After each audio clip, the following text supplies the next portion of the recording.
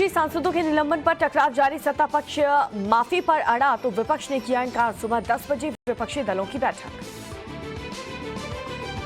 Corona और नए variant पर लोकसभा में आज चर्चा, स्वास्थ्य मंत्री मांडविया देंगे जवाब। बाहर से आने वाले लोगों को लेकर के सभी राज्य सतर्क हैं। कृषि आंदोलन पर किसान गुटों में 2 मत, 32 जत्थेबंदियों की बैठक के बाद बोले सतना। एमएसपी पर बात करने के लिए सरकार की तरफ से मांगे गए 5 नाम। संयुक्त किसान मोर्चा का बयान, लिखित में नहीं दी गई कोई भी जानकारी। आज शरद पवार से मिलेंगी ममता बनर्जी। मुलाकात से पहले बोले नवाब मलिक, कांग्रेस के बिना विपक्षी मोर्चा संभव नहीं। कल आदित्य ठाकरे और राउत से मिली थी दीदी। करतारपुर में मॉडल के फोटो को लेकर के यहां पर शूट पर भारत ने पाक राजनयिक को तलब किया है। कहा कि भारत समेत दुनिया भर में सिख समुदाय की भावनाओं को पहुंचाई है ठेस।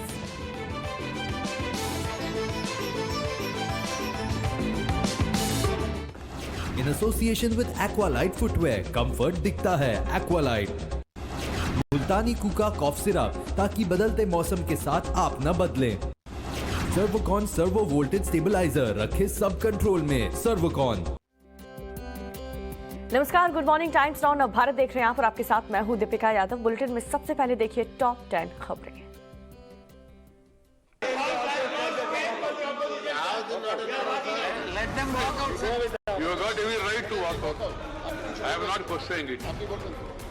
राज्यसभा में हंगामा करने वाले 12 विपक्षी सांसदों के निलंबन पर सरकार और विपक्ष में तकरार बढ़ती जा रही है। निलंबित सांसद आज से शुक्रवार तक हर दिन सुबह 10 बजे से शाम 6 बजे तक संसद परिसर में महात्मा गांधी की मूर्ति के सामने धरने पर बैठने वाले हैं। सरकार इस बात पर अड़ी है कि माफी मांगने के बाद ही निलंबन वापस होगा। वहीं विपक्ष माफी से साफ इनकार कर रहा है। राहुल गांधी ने ट्वीट किया है कि किस बात की माफी, संसद में जनता की बात उठाने की, बिल्कुल नहीं। इससे पहले राज्यसभा में सभापति एम वेंकैया नायडू ने 12 सांसदों के निलंबन को रद्द करने की मांग को खारिज कर दिया। उन्होंने कहा कि यह निलंबन का फैसला संवैधानिक है और इसे वापस नहीं लिया जाएगा।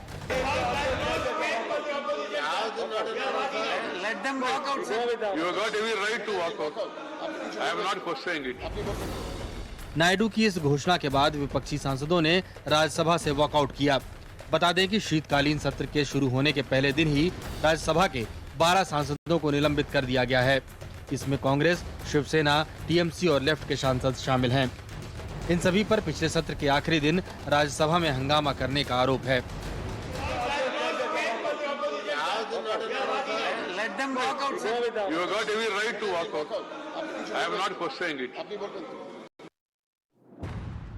कोरोना के नए वेरिएंट ओमाइक्रॉन के खतरे के बीच आज लोकसभा में कोविड-19 पर चर्चा होगी। ओमाइक्रॉन पर लोकसभा में चर्चा के दौरान स्वास्थ्य मंत्री मनसुख मांडविया सवालों के जवाब देंगे। इससे पहले स्वास्थ्य मंत्री मनसुख मांडविया ने कल राज्यसभा में जानकारी दी थी कि फिलहाल देश में कोरोना के नए वेरिएंट का एक भी मामला सामने नहीं आया है। कोरोना का नया वेरिएंट ओमाइक्रॉन दुनिया के 18 देशों में पाया गया है, लेकिन भारत में अभी तक इसका कोई केस नहीं मिला है। हालांकि कर्नाटक में दक्षिण अफ्रीका से आए एक व्यक्ति में मिला कोरोना का वायरस डेल्टा वेरिएंट से अलग बताया जा रहा है। उसके सैंपल को जांच के लिए केंद्र के लैब में भेजा गया है। जबकि मुंबई में दक्षिण अफ्रीका से आए 6 लोग कोरोना पॉजिटिव मिले हैं। वहीं भारत ने ट्रैवल एडवाइजरी जारी की है, जिसके तहत विदेश से भारत आने वाले यात्रियों को 14 दिन की ट्रैवल हिस्ट्री देनी होगी।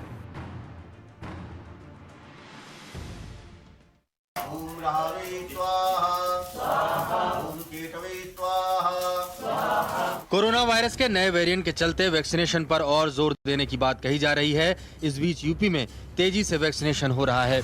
सीएम योगी आदित्यनाथ ने जानकारी दी है कि यूपी देश में 5 करोड़ से ज्यादा लोगों को कोरोना की डोज देने वाला पहला राज्य बन गया है। सीएम योगी ने अपील की है कि जो लोग अभी भी कोरोना के टीके की दोनों डोज नहीं ले पाए हैं, वो आगे बढ़कर टीका लगवाएं। यूपी में अभी तक 16 करोड़ से ज्यादा लोगों को कोरोना का टीका लग चुका है। एक तरफ यूपी में टीकाकरण तेज हुआ है, तो राजस्थान से लापरवाही की तस्वीरें सामने आ रही हैं। गहलोत सरकार में मंत्री महेश जोशी नए घर में शिफ्ट हुए तो गृह प्रवेश के कार्यक्रम में कोई मास्क लगाए नहीं दिखा। वहीं कांग्रेस विधायक वेद प्रकाश सोलंकी भी अपने समर्थकों के साथ बिना मास्क के बैठे नजर आए। सवाल पूछने पर सफाई और दूसरों को नसीहत दोनों एक साथ देने लगे। मैं तो खुद के आपके माध्यम से भी लोगों से कहना चाहता हूं, लेकिन सबसे पहले मैं खुद मास्क लगाऊंगा, ज़्यादा अच्छा रहेगा। मुझे तो खुद को मास्क लगाए बहुत दिन हो गए, लेकिन फिर भी मैं लोगों से अपील करना चाहता हूं कि खुद के लिए तो कम से कम दूसरों के लिए मास्क लगाना शुरू करें।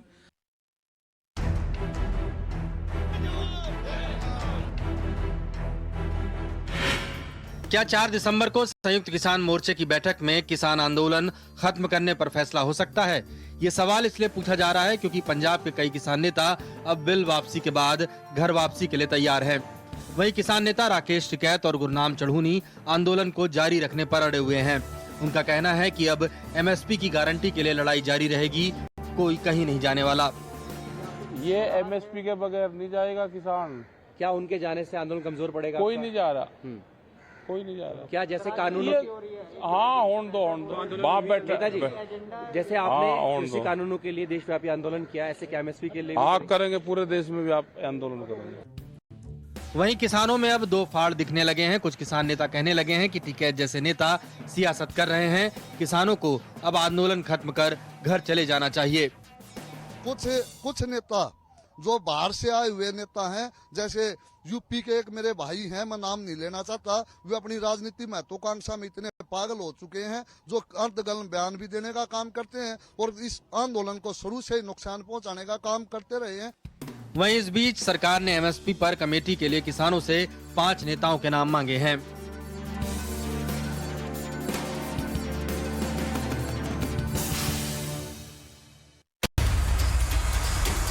यूपी में चुनाव से पहले समाजवादी पार्टी का विजय रथ अब बुंदेलखंड से गुजरेगा। इस रथ में सवार होकर अखिलेश यादव मिशन बुंदेलखंड का आगाज करेंगे। अखिलेश यादव पहले हेलीकॉप्टर से बांदा पहुंचेंगे और उसके बाद विजय रथ में सवार होकर महोबा आएंगे। 2 दिसंबर को अखिलेश ललितपुर पहुंचेंगे, जहां वो जनसभा को संबोधित करेंगे। अखिलेश का विजय रथ 3 दिसंबर को झांसी में होगा। पिछड़े हुए इलाके बुंदेलखंड में पिछले चुनाव में बीजेपी ने 19 सीटों में से सभी 19 सीटें जीती थी, जबकि 2012 में समाजवादी पार्टी ने यहां 19 में से 6 सीटें जीती थी। अखिलेश गरीबी, महंगाई और पलायन जैसे मुद्दों को उठाकर बुंदेलखंड में मिली पिछली हार को जीत में बदलना चाहेंगे। एक तरफ समाजवादी पार्टी का विजय रथ चल रहा है, तो वहीं बीजेपी ने भी 6 बड़ी यात्राएं निकालने का फैसला किया है। इन यात्राओं के जरिए बीजेपी जनता को योगी सरकार की उपलब्धियां बताएगी। सूत्रों के मुताबिक सीएम योगी आदित्यनाथ और दोनों डिप्टी सीएम भी यात्राओं की अगुवाई करेंगे। ये यात्राएं अवध, काशी, गोरखपुर, ब्रज, पश्चिमी यूपी और बुंदेलखंड क्षेत्र से गुजरेंगी। करतारपुर के गुरुद्वारा श्री दरबार साहिब में पाकिस्तानी मॉडल के द्वारा मॉडलिंग करने पर भारत ने आधिकारिक तौर पर आपत्ति जताई है। भारत ने पाकिस्तानी राजनयिक को तलब कर अपनी नाराजगी जताई। विदेश मंत्रालय के प्रवक्ता अरिंदम बागची ने बताया कि भारत ने पाकिस्तान से कहा है कि इस घटना ने भारत और दुनिया भर के सिखों की भावनाओं को गहरी ठेस पहुँचाई है।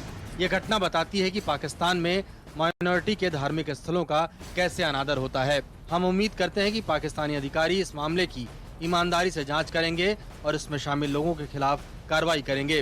वहीं सोशल मीडिया में इस फोटो शूट पर नाराजगी के बाद पाकिस्तान के मंत्री चौधरी फवाद हुसैन ने भी कहा है कि डिजाइनर और मॉडल को सिख समुदाय से माफी मांगनी चाहिए। करतारपुर साहिब धार्मिक स्थल है, न कि फिल्म का सेट। हंगामा बढ़ता देख पाकिस्तानी मॉडल सोलेहा ने इंस्टाग्राम से करतारपुर वाली तस्वीरें हटा दी हैं और माफी मांगी है। जम्मू कश्मीर के पूर्व मुख्यमंत्री उमर अब्दुल्ला ने कहा है कि नेशनल कॉन्फ्रेंस कमजोर थी, इसलिए केंद्र सरकार कश्मीर से 370 हटा पाई। अगर हम सरकार में होते तो 370 नहीं हटने देते। किश्तवाड़ में उमर अब्दुल्ला ने पीडीपी को आड़े हाथों लिया और कहा कि मुफ्ती मोहम्मद सईद बीजेपी से गठबंधन नहीं करते तो शायद ये नौबत नहीं आती। बिना शर्त के हम चुपचाप पीछे बैठ के आपकी मदद करेंगे, आप हुकूमत बनाइए, लेकिन कम से कम उन लोगों को मत लाइए जिनके इरादे इस रियासत के लिए सही नहीं है। लेकिन उस वक्त उनकी मजबूरी कुछ और थी, उनका फैसला कुछ और था। उमर अब्दुल्ला ने कहा कि 370 हटने के जो फायदे केंद्र ने बताए थे, वैसा कुछ होता नहीं दिख रहा। कश्मीर के लोग पीडीपी के बीजेपी से हाथ मिलाने की सजा भुगत रहे हैं। लम्हों में खता की, सदियों में सजा पाई। अब उस एक फैसले का हम कब तक सजा भुगतेंगे, समझ में नहीं आता। उमर अब्दुल्ला ने हाल में ये भी कहा है कि अगर कांग्रेस साथ नहीं देती तब भी उनकी पार्टी 370 बहाली की लड़ाई अकेले लड़ेगी। यूपी टीईटी पेपर लीक मामले में यूपी एसटीएफ ने बागपत के बड़ौत से एक आरोपी को गिरफ्तार किया है। उसके पास से इस साल का पेपर भी बरामद हुआ है। यूपी टीईटी की परीक्षा में पेपर आउट करने वाले गिरोह के एक सदस्य को गिरफ्तार किया गया, जिसके कब्जे से एक सेट यूपी टीईटी का पेपर 2021, 6 अदद admit card, UP TET paper 2021, 3 अदद स्मार्टफोन, 500 रुपये नकद आदि बरामद हुए। इससे पहले टीईटी पेपर लीक केस में पेपर बेचने वाले 3 लोगों को शामली से गिरफ्तार किया गया था। यूपी एसटीएफ ने इस मामले में अब तक 29 संदिग्धों को गिरफ्तार किया है। यूपी के सीएम के निर्देश के बाद पेपर लीक मामले में तेजी से कार्रवाई हो रही है, लेकिन परीक्षा रद्द होने से 21 लाख से ज्यादा छात्रों को झटका लगा है, जो लंबे समय से तैयारी कर रहे थे और बहुत दूर दूर से परीक्षा केंद्रों पर पहुंचे थे।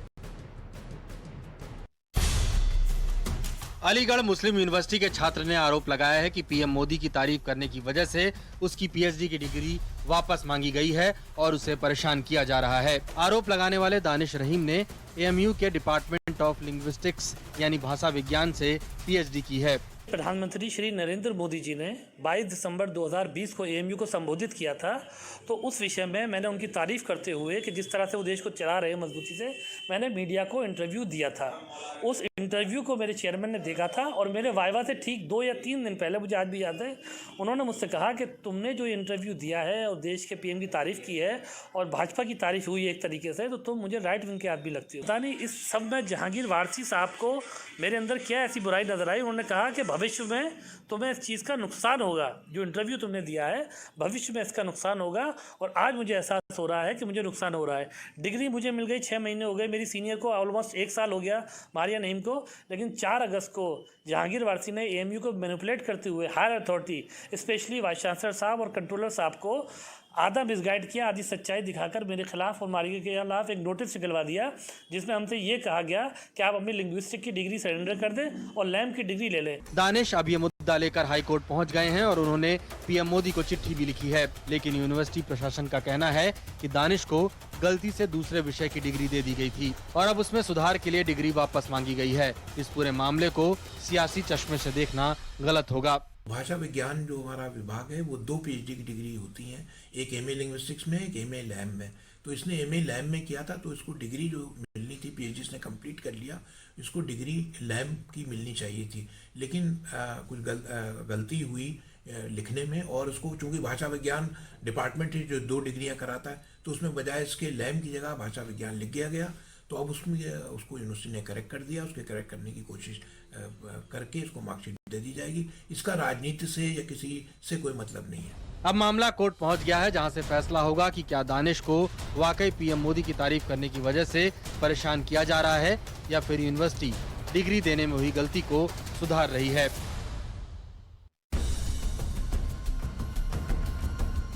मथुरा में किसी भी तरह का सांप्रदायिक तनाव पैदा न हो, इसलिए पुलिस ने मथुरा में धारा 144 लागू कर दी है।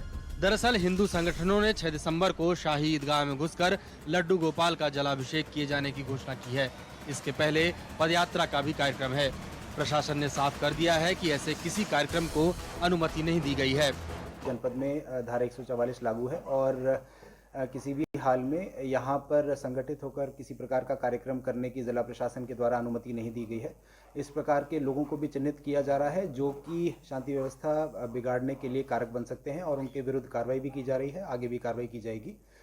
जनपद वासियों से सभी से अपील है कि इस प्रकार के किसी भी आह्वान की ओर ध्यान न दें। यदि कोई व्यक्ति माहौल बिगाड़ने के लिए, अराजकता फैलाने के लिए ऐसा कोई प्रयास करता है तो उनकी गतिविधियों पर हम नजर रखे हुए हैं। ऐसे व्यक्तियों और संगठनों पर बहुत कठोर और दंडात्मक कार्रवाई की जाएगी। माहौल न बिगड़े इसलिए पुलिस ने मथुरा की सड़कों पर फ्लैग मार्च किया और जनता से शांति बनाए रखने की अपील की। श्री कृष्ण जन्मभूमि और शाही ईदगाह परिसर के साथ साथ आसपास के इलाकों की सुरक्षा भी बढ़ा दी गई है। जिला प्रशासन ने मिश्रित आबादी वाले इलाकों में ड्रोन कैमरे से भी निगरानी शुरू कर दी है। प्रशासन की कोशिश है कि दोनों समुदायों के बीच किसी तरह का विवाद न बढ़े।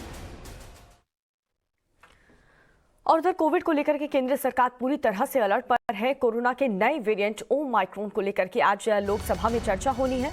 नियम 193 के तहत सदन में महामारी पर बहस होगी, जिसमें वोटिंग का प्रावधान नहीं है। प्रधानमंत्री मोदी ने वायरस के इस नए वेरिएंट ओमाइक्रॉन को लेकर के चिंता भी जाहिर की है। सदन में स्वास्थ्य मंत्री जवाब रखेंगे। कोरोना के नए वेरिएंट को लेकर के सरकार पूरी तरह से सजग है और इसे रोकने के लिए तमाम तरह के उपाय हो रहे हैं। स्वास्थ्य मंत्री मनसुख मांडविया ने राज्यसभा में जानकारी दी है। फिलहाल देश में कोरोना के नए वेरिएंट ओमाइक्रॉन का एक भी मामला सामने नहीं आया है और इसके बावजूद भी सरकार ने सतर्कता बरतते हुए विदेश से भारत आने वाले यात्रियों के लिए नई गाइडलाइंस जारी कर दी है। इन नई गाइडलाइंस के तहत ये कहा गया है कि भारत आने वाले सभी यात्रियों को पिछले 14 दिनों की ट्रैवल हिस्ट्री के बारे में जानकारी देनी होगी और इसके अलावा ये भी कहा गया है कि यात्रा से पहले ही यात्री एयर सुविधा पोर्टल पर अपनी नेगेटिव RT-PCR रिपोर्ट को अपलोड करें। तो ये तमाम गाइडलाइंस पहले ही रिलीज कर दी गई।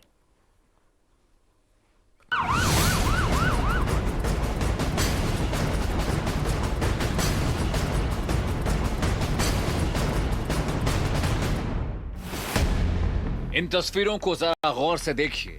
ये तस्वीरें दक्षिण अफ्रीका के नए वुहान बन चुकी गौतेंग की, जहां कोरोना का सबसे नया और घातक वेरिएंट ओमाइक्रॉन कहर बनकर टूटा है। दक्षिण अफ्रीका के प्रांत गौतेंग में हर तरफ एम्बुलेंस का शोर सुनाई दे रहा है।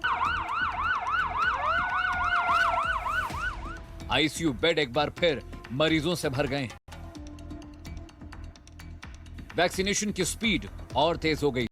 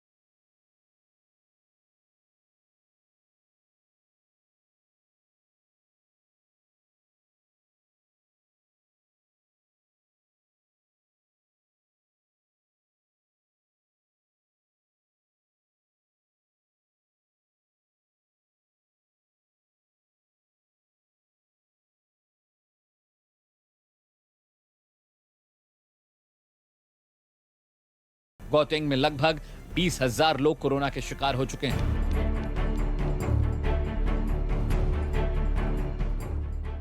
अब कोरोना का यही हॉटस्पॉट दुनिया को एक बार फिर डरा रहा है। गौतेंग की तस्वीरें लोगों के मन में दहशत पैदा कर रही हैं। ओमिक्रॉन वेरिएंट में इम्यून एस्केप करने की एबिलिटी वाले काफी रेयर कॉम्बिनेशन म्यूटेशन देखने को मिले हैं। ऐसे में इसके ज्यादा इन्फेक्टिव और ट्रांसमिसिबल होने के और री इन्फेक्शन फैलाने के चांसेस हो सकते हैं। बात करें इस वेरिएंट में रिसेप्टर बाइंडिंग डोमेन की, यानी वायरस का वो हिस्सा जो संक्रमण के वक्त ह्यूमन सेल्स में सबसे पहले बाइंड करता है, तो इस वेरिएंट के उस रिसेप्टर बाइंडिंग डोमेन में करीब 10 से ज्यादा म्यूटेशन का क्लस्टर देखा गया है। वहीं अभी तक के सबसे डेंजरस डेल्टा वेरिएंट में इस डोमेन पर मात्र 2 म्यूटेशंस थे। गौतेंग की आबादी 1.25 करोड़ है।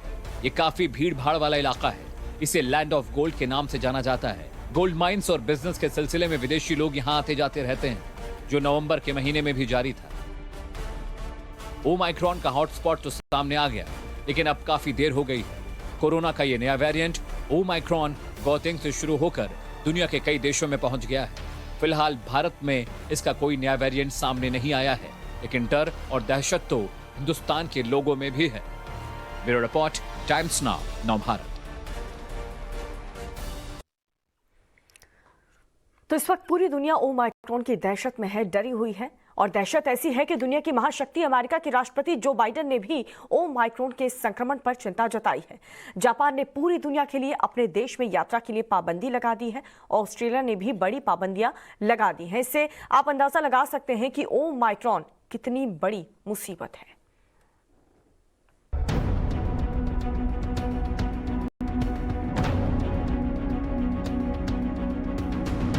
सड़कों पर लाखों की भीड़। सोशल डिस्टेंसिंग छोड़िए, यहां तो पैर रखने की भी जगह नहीं। लाखों में किसी एक ने भी मास्क नहीं लगाया था। दूर दूर तक जहां भी नजर दौड़ाएंगे आपको लोग ही लोग नजर आएंगे, वो भी कोरोना के नियमों की धज्जियां उड़ाते हुए। और ऐसे में कोरोना को रोका जाए तो कैसे? ये तस्वीरें जो आप अपने टीवी स्क्रीन पर देख रहे हैं ऑस्ट्रेलिया के मेलबर्न शहर की हैं। आपको बता दें कि यहां कोई रॉक कंसर्ट आयोजित नहीं हो रहा। आपको बता दें कि यहां कोई स्पोर्टिंग इवेंट भी नहीं हो रहा है। आपको बता दें कि यहां किसी नेता का भाषण भी नहीं है। पर आप सोच रहे होंगे कि फिर क्यों मेलबर्न में एक साथ इतने लोग संसद भवन के बाहर इकट्ठा हैं? तो हम आपको बता दें कि मेलबर्न के ये लोग कोविड के बढ़ते केस की वजह से लगाई गई पाबंदियों का विरोध कर रहे हैं। साथ ही ये वैक्सीन के नियमों के खिलाफ भी सड़कों पर इकट्ठा हैं। कोरोना के नए वेरिएंट ने जहां एक ओर पूरी दुनिया की नींद उड़ा दी है, तो वहीं दूसरी ओर ऑस्ट्रेलिया के मेलबर्न में ये लोग कोविड की नियमों की धज्जियां बड़े ही शान से उड़ा रहे हैं। तो वहीं कई देशों ने ओमाइक्रॉन के बढ़ते प्रकोप को देखते हुए अभी से ट्रैवल रिस्ट्रिक्शंस लगा दिए हैं। The very day the World Health Organization identified the new variant, I took immediate steps to restrict travel from countries in southern Africa. But while we have that travel restrictions can slow the speed of Omicron, it cannot prevent it. But here's what it does. It gives us time. It gives us time to take more actions, to move quicker, to make sure people understand you have to get your vaccine. You have to get the shot. You have to get the booster if you're... अब आपको Netherlands के एक hotel की तस्वीर दिखाते हैं। है तो ये 7 स्टार होटल, लेकिन इस होटल में और इसके आसपास पूरी तरह सन्नाटा पसरा हुआ है। उसकी वजह है दक्षिण अफ्रीका से आए 61 यात्री जिन्हें यहां आइसोलेट किया गया है। स्पेन में भी ओमाइक्रॉन की एंट्री हो गई है। स्पेन में ओमाइक्रॉन वेरिएंट के एक मरीज की पुष्टि हुई है, जिसे अस्पताल में भर्ती करवाया गया है।